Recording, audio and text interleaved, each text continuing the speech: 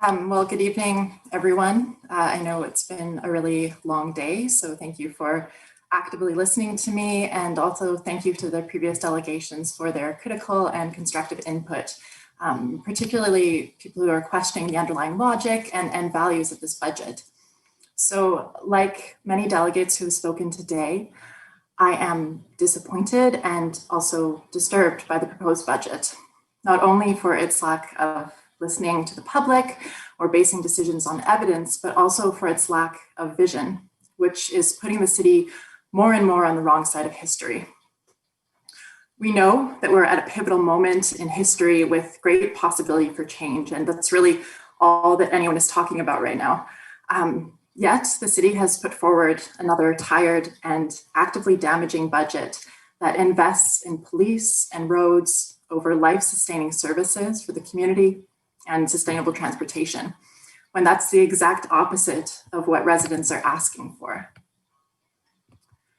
Council has proposed drastic changes to the previously projected budget due to COVID-19, but it has been unresponsive and in fact directly contradictory when it comes to listening to public priorities that are clearly and have been clearly expressed over the past year. This summer, thousands marched to say that Black Lives Matter. We need to defund the police and invest in life-sustaining community services now. Justice for Black Lives Winnipeg has developed a clear position with specific and feasible demands to make this happen. Last fall, thousands marched to say, invest in a green transition for our children and our children's children. Now is a pivotal moment we have to reshape our public and active transportation networks. These events that we're seeing are the arc of the moral universe bending towards justice. This is the direction that the world is going in. These movements are made possible by the concerted efforts of community organizers, and they're based on rigorous academic evidence and lived experiences from impacted communities.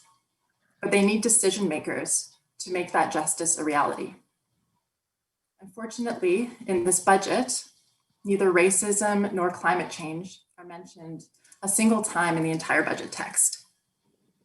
Notably, Council has chosen to increase funding for the police and inadequately fund public and active transportation.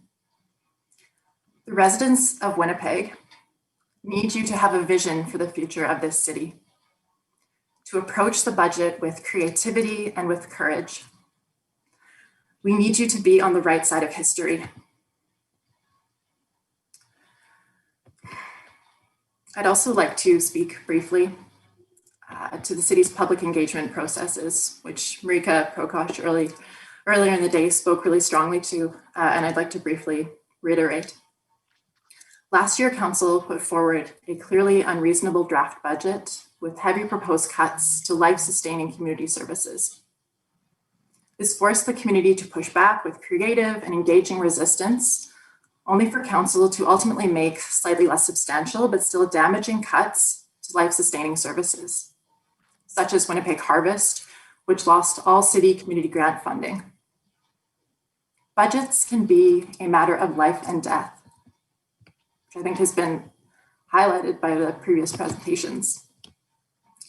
Meaningful public engagement does not mean proposing wildly irresponsible budgets with the intention of passing a slightly less irresponsible budget so that the public sees it as more reasonable. Meaningful public engagement means putting forward your best draft of what will be in the best interest of all residents of this city, particularly the most vulnerable, and giving them real opportunities to raise criticisms and suggestions to make it better. Unfortunately, we are seeing a familiar pattern of a rushed budget process where public input seems to be perceived as an inconvenience rather than something to be genuinely considered and incorporated meaningfully into the budget.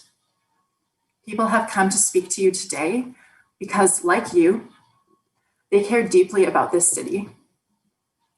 And I urge you to respond accordingly. Any budget you put forward, draft or final, is a direct statement on what you value and who you value.